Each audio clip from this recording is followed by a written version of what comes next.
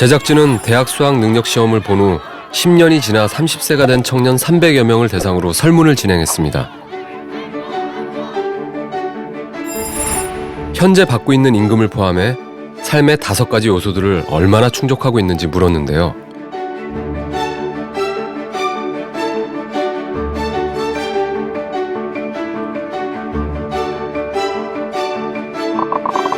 응답자 중 가장 성공적인 삶을 살고 있는 상위 20% 그룹에는 지방대와 전문대 졸업자도 존재했습니다. 성공의 일반 법칙을 벗어난 그들을 만나보려 합니다. 정의찬 씨는 지방대를 졸업한 후 원하던 IT 분야에서 일하고 있습니다. 뭐 남들의 시선이나 돈도 중요하지 않은 부분이라고는 생각을 안 해요, 사실. 그런데 이걸 열심히 하면서 이게 그 부수적으로 이런 것들이 따라오는 게 조금 더 기분이 좋지 않나. 저 같은 경우에는 부족함 없이 느끼면서. 의찬 씨는 설문에 대학 전공과 현재 하는 일 모두 본인이 선택했다고 답했는데요. 강압적인 학교 교육이 때론 힘들기도 했다는 의찬 씨. 그럼에도 즐거운 마음으로 공부할 수 있었던 건 부모님 덕분이었습니다. 성적 가지고는 한 번도 혼난 적이 없습니다. 네. 일단은 학원이나 뭐 교재를 선택하는 것도 뭐 부모님이 시키시는 게 아니라 제가 하고 싶을 때 하고, 아니면 안 될 것 같으면 못하겠다고 말씀드리고 안 하고. 만약에 부모님이 억지로 학원 보내고 강압적으로 공부시켰으면 어떻게 됐을 것 같아요, 지금 찬 씨가? 좀 상상하기도 힘든데, 저 같은 경우는 학교에서 그러는 것만으로도 좀 힘들었어서, 만약에 부모님까지 그러셨다면 잘못된 경우에는 좀 삐뚤어지지도 않았을까. 의찬 씨는 공부 때문에 부모님과 싸운 적이 없었다고 합니다. 성공적인 삶을 살고 있는 상위 20% 그룹 가운데 또 한 사람. 배움은 즐거운 일이고 도전은 두려운 일이 아니라는 조현진 씨입니다.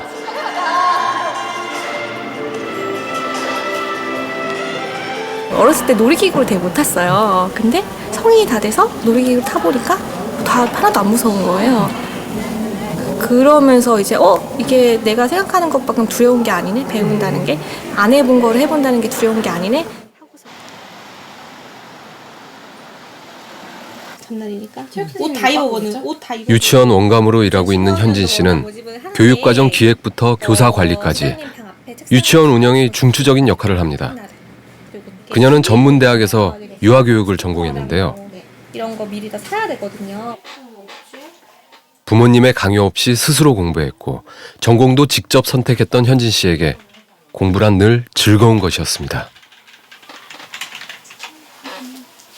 저는 시험을 위한 공부하고 대학을 가기 위해서 공부한 건 아니었고, 저한테 필요하고 내가 더 나은 삶을 위한 공부를 했기 때문에 즐거운 일이에요. 왜냐하면 저는 지금도 공부를 하고 있거든요. 저는 지금 대학원을 다니고 있는데 저는 끊임없이 뭔가 배우는 게 좋아요.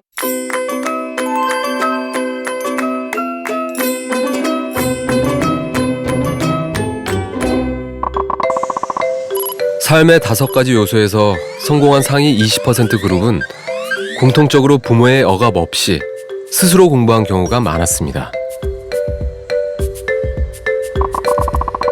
그리고 명문대든 그렇지 않든 자신이 다닌 대학에 대한 만족도가 높았습니다.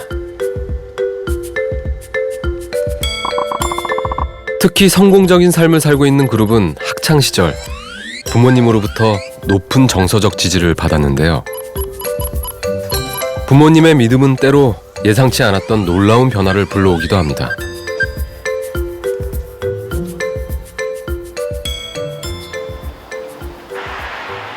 다음 주에 있을 마라톤 대회 준비가 한창인 홍성우 씨.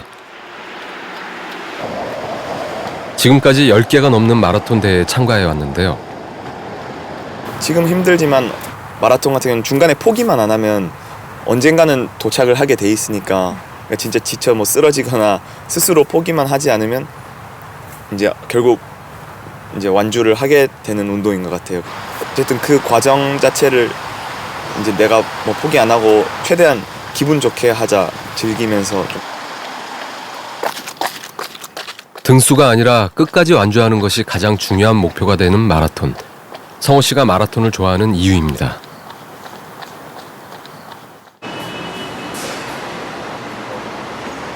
대학에서 전기전자공학을 전공하고 지난해 세계적인 전자회사에 입사한 성호 씨. 어쨌든 뭐 아직 신입사원이지만 의욕이 대단합니다. 다른 소재를 찾거나 막 하면 이게 사실 그 스마트폰 그 자체가 제일 이쁘고 이렇게 얇고 이런데 그쵸 저도 커버 씌우면 두꺼워지고 무거워지고 또 약간 그렇게 되니까 어쨌든 실수로 떨어뜨릴 수도 있으니까 그럴 때 최대한 덜 손상 가게 하는 그런 방법들 많이 의지하고 그래서 그러다 보니까 많이 챙겨주다 보니까 별명이 엄마, 성우 엄마. 마라톤 같은 것도 이번에 릴레이 마라톤을 또 신청을 했더라고요. 그래서 저희 전부 다 같이 다 나가서 같이 몇 킬로씩 딱 구간별로 해서 릴레이로 마라톤도 하고. 나는 좀 강제로 참여했어. 다 나가는데 넌 안 나갈 거야? 아 그래? 회사에서 주목받는 인재지만 그는 어렸을 때부터 늘 공부를 잘했던 동료들과는 다릅니다. 저는 딱 거의 하위권에 항상 있었고 고등학교 1학년 그 이제 게임 할 시절 때도 거의 반에서 거의 제일 뒤에서 세면 빠르게 셀 수 있을 정도로 이 사람 어떻게 여기 옆에 같이 있지? 이 사람 뭐지? 뭐 이런 느낌? 이렇게 게임을 많이 했으면 공부를 안 했을 텐데 어떻게 그 좋은 학교를 나오고 어떻게 여기 같이 있는 거지? 이런 생각이 되게 들던데. 저의 삶의 접근 방법이 좀 많이 달랐던 것 같아가지고 와 이런 사람도 있구나.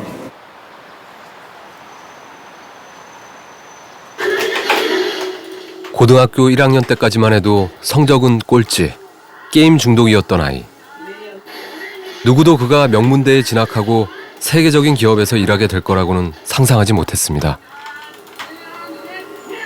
중학교 막 이럴 때는 밥 먹는 시간이랑 학교 가는 시간 빼면 평일에는 하루에 한 6시간 정도 하고 주말에는 거의 그냥 하루 종일 진짜 잠 안 자고 한 20시간? 24시간 정도까지도 한 적이 있는 것 같아.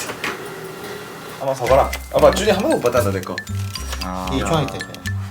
중학교 때. 왜냐면 가. 집에 가란다. 가. 집에 가라고 전부 가야. 자, 이거 20점 뭔데 이거?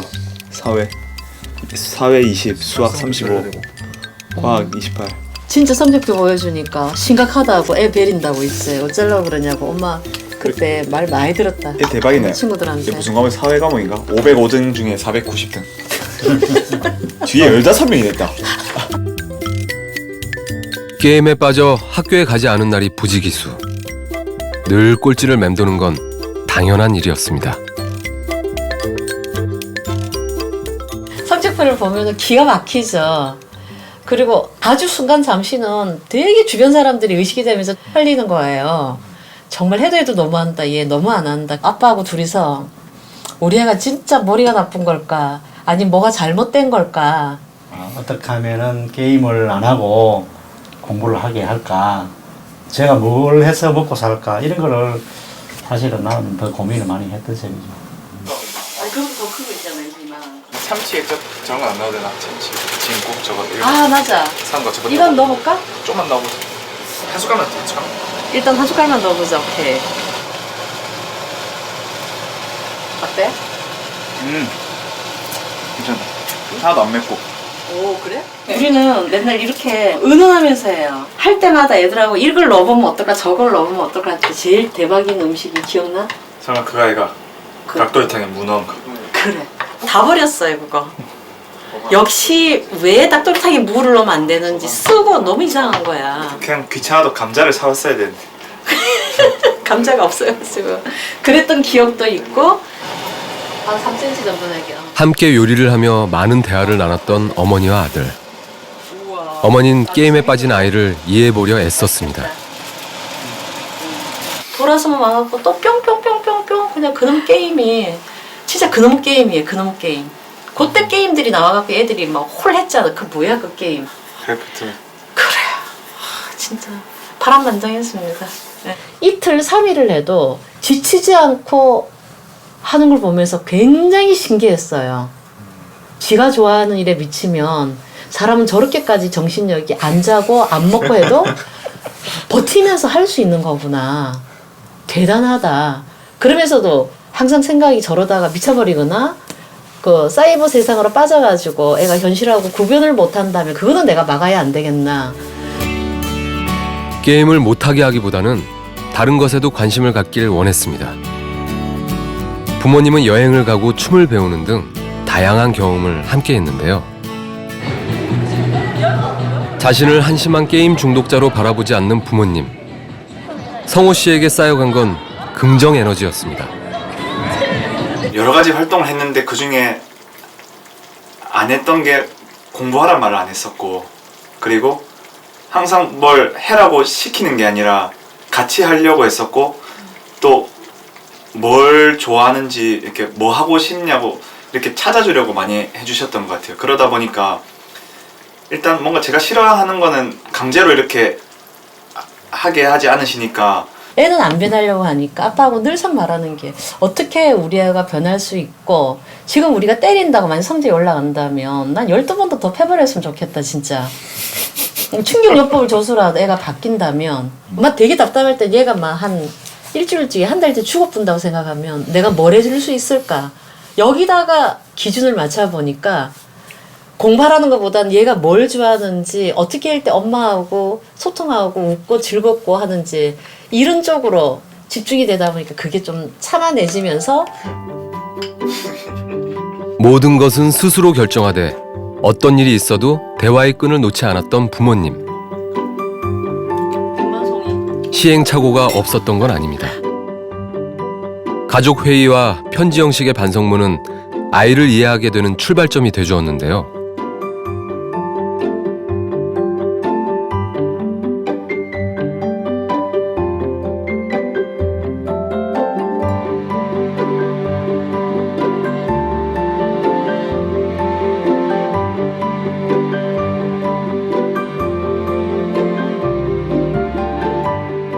물도 싸지려고 엄청 장난을 많이 쳐가지고 이제 손내하고 맞아 때렸어요. 근데 그날 자기 반성문에다 뭐라고 썼느냐면, 아무리 엄마라지만 약속하고 맞았지만 막 욕 나오는 걸 꾹꾹 참았다 이렇게 써놓은 거예요. 한글도 잘 못 쓰는 걸로 막 발음법도 다 틀려서. 그때 그걸 보고 제가 충격을 먹으면서 꼭 이런 방법이어야만 될까. 이건 내가 어릴 때 받았던 방법이었는데 내가 엄마 돼서 또 이러고 있구나. 프로게이머가 되겠다며 성호 씨는 고등학교 1학년 때 학교를 그만두겠다고 하는데요. 이번에도 최종 결정은 스스로 하는 것. 부모님은 게임 대회에 나가는 것을 응원해주기도 합니다. 서울에 올라와서 직접 프로게이머들이나 아니면 다른 아마추어 고수들을 만났는데 이제 한 번도 못 이기고 2대0으로 이렇게 다 져버린 거예요. 내 실력이 이것밖에 안 되나라는 생각도 들고, 뭔가 엄마 아빠가 이렇게 같이 버스 정류장까지 응원해 주시면서 왔던 그런 모습도 생각하고 뭔가 미안하기도 하고 죄송스럽기도 하고 막 그런 생각들이 많이 들면서 약간 눈물이 나더라고요. 그때는. 실컷해봐라. 배 터지게 하면은 질릴 수도 있지 않겠나. 아직 한창 불붙어 있을 때인데 그 무슨 수로 끄겠어요. 화이팅, 잘할 수 있어, 너는 챔피언 될 수 있어 했는데 떨어졌는데, 사실 지금 말이지만 그때 떨어질 때 우리는 좋아 죽는 줄 알았어요. 아빠가 그래서 이제 됐다고. 이제 제가 이제 올 곳이 와서 이제 포기할 거야. 프로게이머가 될 만큼 실력이 안 된다는 것을 깨닫고 새로운 미래를 고민하기 시작한 성호 씨. 당시 성적은 꼴찌였지만 공부에 대한 부정적인 마음은 없었습니다. 내가 이걸 했을 때 뭐 안 되면 어떡하지라는 생각이 들어야 좀 뭐 두려움이 생기고 할 건데, 그때는 그냥 그런 걱정할 것도 없이 그냥 한번 그냥 해보자 약간 이런 생각? 되게 지금 당장 공부를 막 엄청 해서 좋은 대학을 들어가서 이런 생각이 아니라 공부 안 해봤으니까 한번 해보자 이런 식으로 약간 가볍게 마음 먹고 오히려 시작했던 게 평균 뭐 90점 넘은 게 그때가 처음이었어요. 태어나서. 잘해야 한다는 부담 없이 시작한 공부. 성호 씨는 1년 만에 꼴찌에서 반 2등이 되었고 다음 해에는 전교 1등까지 기록합니다. 결국 명문대에 4년 장학생으로 합격한 성호 씨. 꼴찌였던 그를 기억하는 주변 사람들은 믿지 못할 일이었습니다. 진짜 처음에 뭐 그러니까 거짓말하지 마라부터 시작해가지고 진짜 제가 처음 합격증을 보여줬는데 이제 뭐 이거 합성한 거 아니냐 막 이러고 진짜 안 믿는 반응이 거의 한 80-90% 정도였었고 부모의 변화가 시작될 때 그다음에 아이의 기적은 일어나는 것 같아요. 공부를 조금 제해놓고 보면 내 아이가 엄마 아빠라 부르는 그 소리도 너무 사랑스럽고 어저께 몰랐던 거 오늘 하나 아는 것도 너무나 이쁘고 생각까지 제가 지배할 수 없다는 거 일찌감치 깨달아지고 그 믿음은 죽을 때까지 믿어주는 거 믿고 또 믿고 또 믿고 또 믿고 또 믿어주는 게 저는 부모라고 생각해요. 성공적인 삶을 살고 있는 사람들은 부모님이 공부를 강요했거나 공부 때문에 싸웠던 경험이 드물었는데요. 한 가지 더 주목해야 할 점이 있습니다. 공부로 인한 갈등이 있었더라도 이에 대해 부모님과 화해하고 소통을 했다는 것입니다.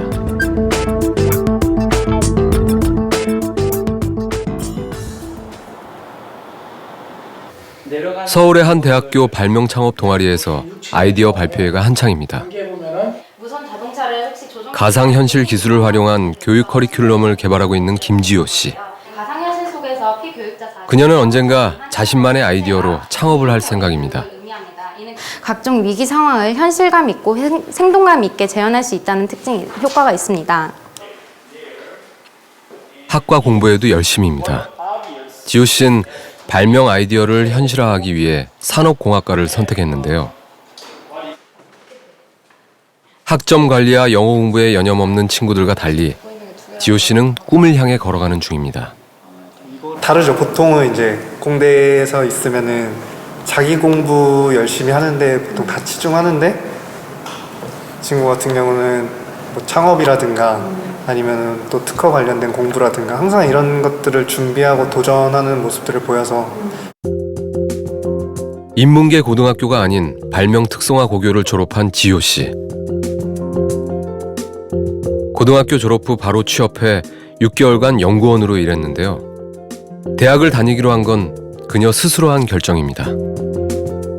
뭐 성적을 맞춰서 왔었을 수도 있고 뭐 어떻게 해서 왔을 수 있었잖아요. 만약 그렇게 된다 하면은 대학에서 지금 똑같은 공부를 하더라도 내가 왜 이 공부를 선택하게 되었는가에 대해서 모르고 했을 수도 있다고 생각을 해요. 근데 저는 회사를 다님으로써 내가 이런 거를 하기 위해서는 이런 지적인 부분들이 부족하니까 좀 더 쌓아야겠다 이런 필요성을 느끼고 자신이 선택한 공부가 즐겁다는 지호 씨. 그러나 중학교 때까지만 해도 공부란 삶을 포기하고 싶게까지 만든 고통이었습니다. 집 앞에 또 도로가 큰 도로가 하나 있었거든요, 그때는.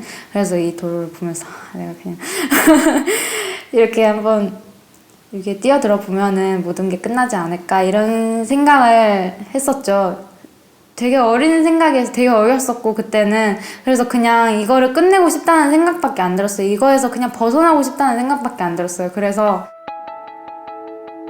첫째로 태어나 지호 씨는 어릴 때부터 부모님의 기대를 한 몸에 받고 자랐는데요. 초등학교 때부터 하루 2-3시간을 자며 공부해야 했습니다.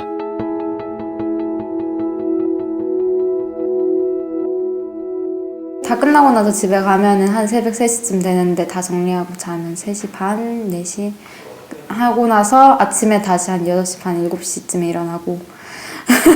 그게 몇 학년 때? 그게 초등학교 6학년 말부터 해가지고 중학교 때 쭉 이어갔죠.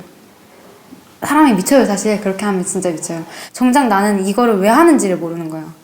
내가 이 공부를 왜 하는지를 모르고 이렇게 살아가는 게 너무 바보 같은 거예요. 그냥 쳇바퀴 돌아가듯이 그냥 아침에 일어나서 이렇게 학교 가고 학원 가고 다시 돌아와서 이걸 하는데 공부에 짓눌려 한없이 무기력해졌던 중학교 1학년 아이. 극단적인 선택을 하려는 순간 아버지가 떠올랐습니다.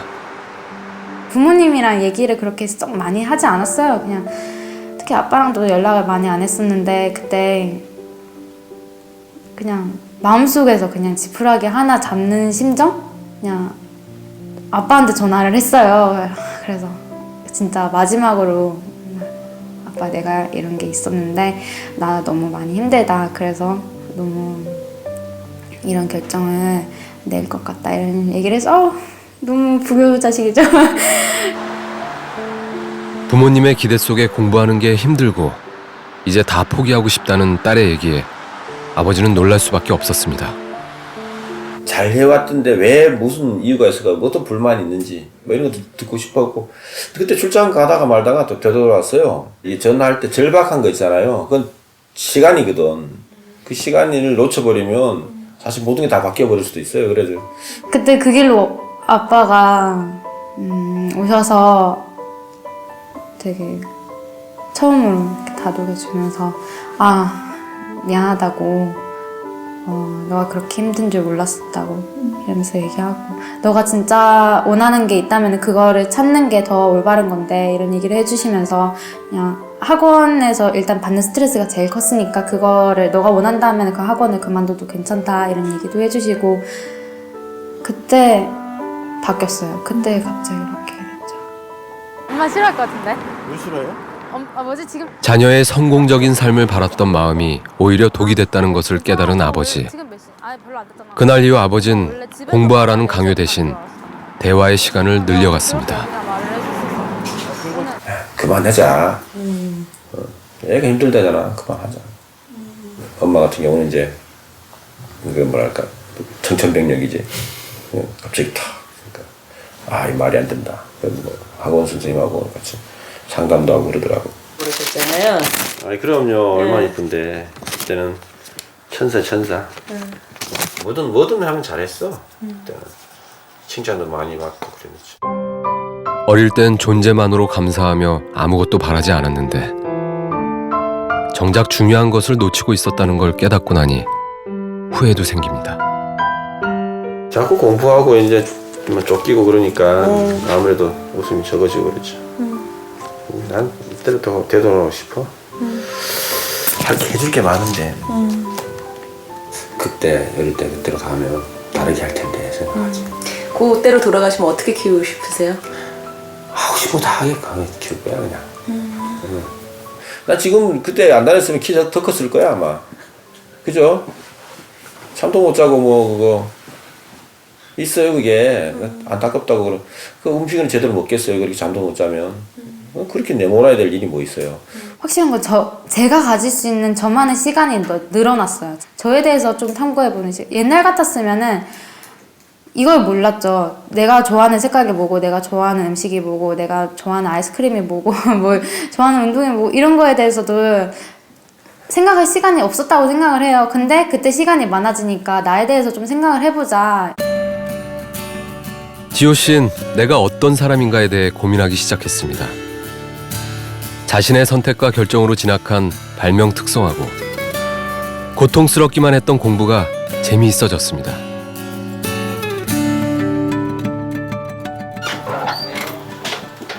지호 씨는 요즘도 수시로 아버지와 대화를 합니다. 그것 쪽이 아니라. 그렇죠. 이용하는 거죠. 이용하는 거. 그러니까 그래가지고 약간 그거. 고민을 들어주고 나의 선택을 지지해주는 부모님의 존재는 여전히 큰 힘이 됩니다. 지금 생각해보면 내가 어떻게 그렇게 살았는지도 모르겠어요. 근데 거기에서 지지해주는 사람이 없다고 생각이 드니까 더 힘든 거지. 뭔가 이 길을 할 수 있는 사람도 한 명도 없는 거야. 고생했다. 남대로 설명해 주려 했는데 제대로 전달됐나 모르겠다. 그때? 그때 설명 제대로 됐으니까 이렇게 됐겠지. 그래. 다행이야. 아빠가 그때 그렇게 해줘서 지금 내 또래들이 지금 와서 고민을 하는 걸 나는 그때 그래도 시작을 할 수 있었으니까 그게 제일 좋은데. 다행입니다. 더 늦기 전에 아이의 손을 잡아준 아버지. 중학교 때까지만 해도 뛰쳐나가고 싶을 때가 많았던 집은 다시 늘 돌아가고 싶은 집이 되었습니다. 옛날에 그런 거 생각했었어요. 제가 나는 20살 되면은 바로 독립할 거야 이런 식으로 했었어요. 지금 와서는 오히려 집에 빨리 들어가서 뭐 엄마가 해준 밥 먹고 동생이랑 놀고 싶고 그냥 포근한 집 이런 생각하는데 옛날 같았으면 상상도 안 되는 그런 생각이었죠.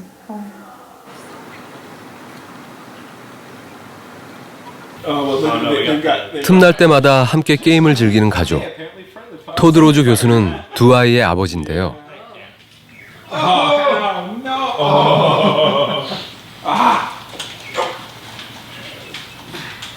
Yeah, okay, this is it. Last point. Here you go. 둘째는 고등학교 3학년. 대학 진학을 준비 중이지만 항상 게임을 하자고 제안하는 건 아버지입니다. Now we can be done.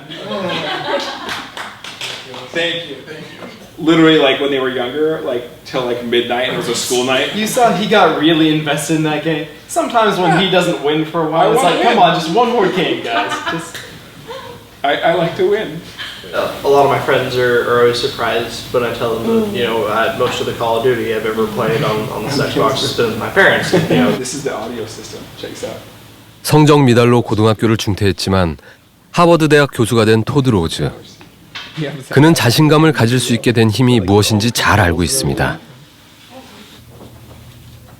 때론 다른 아이들보다 뒤처지는 것처럼 보이더라도 아버지는 두 아들을 믿어주었습니다.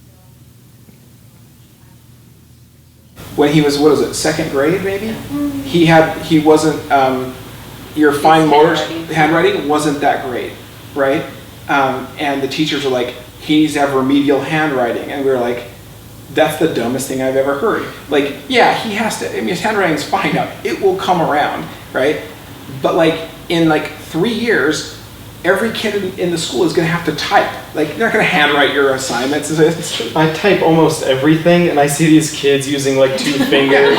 And we just knew, so it's like, we knew he would need to get that skill, he would go from looking like he wasn't good at something to looking like he's really great at something. And so I feel like a lot of times we get hung up in looking at only things that kids can't do and getting so worried about that. And it's like, 한때 공부 못하는 아이였지만 성공적인 삶을 살고 있는 이들.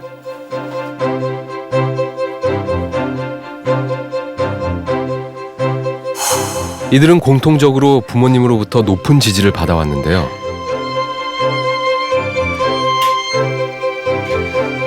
그런 지지를 통해 자라난 건 스스로 실패를 극복하고 이겨낼 수 있는 마음의 힘이었습니다.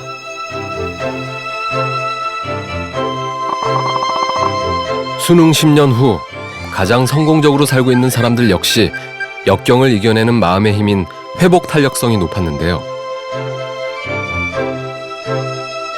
I think sometimes we confuse the idea of high expectations with this is how you have to do it, right? Like, which is kind of silly. Like, what? Like, I'm not going to be around to make decisions for them, and that means they're going to make mistakes. But like, I would way rather have kids who know how to make choices, know how to own up to their mistakes, and how to pursue a life that they really want to live.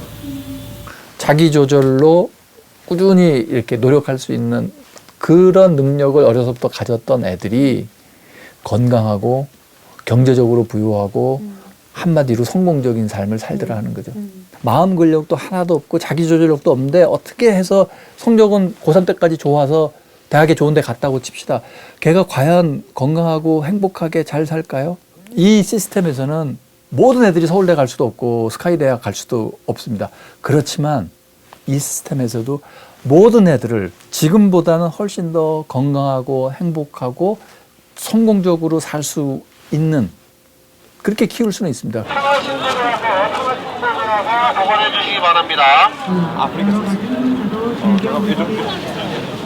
성호 씨가 다시 뛸 준비를 합니다. 뛰다 보면 내 옆에 뭐 누군가 나를 이렇게 제쳐 지나갈 수도 있고 또 내가 누군가 추월할 수도 있는데 그거는 그 순간순간일 뿐이고 결국 진짜 최종점에 도착할 때까지는 뭐 제치든 역전당하든 그런 게 의미가 없는 것 같아요. 오히려 내가 남을 따라가려 하다가 내 페이스를 잃고 나중에 더 지쳐서 포기하게 되는 경우가 진짜 많고. 자랑스러워. 완주의 즐거움을. 자신과의 긴 싸움을 시작하는 성호 씨. 오늘도 어김없이 부모님은 그를 응원합니다.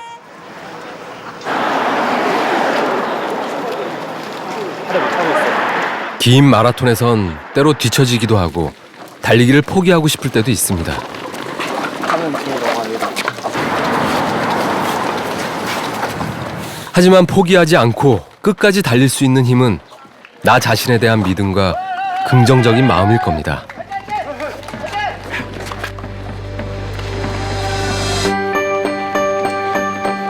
인류주의 사회, 치열한 입시 경쟁 속에서 힘겨운 달리기를 하고 있는 아이들.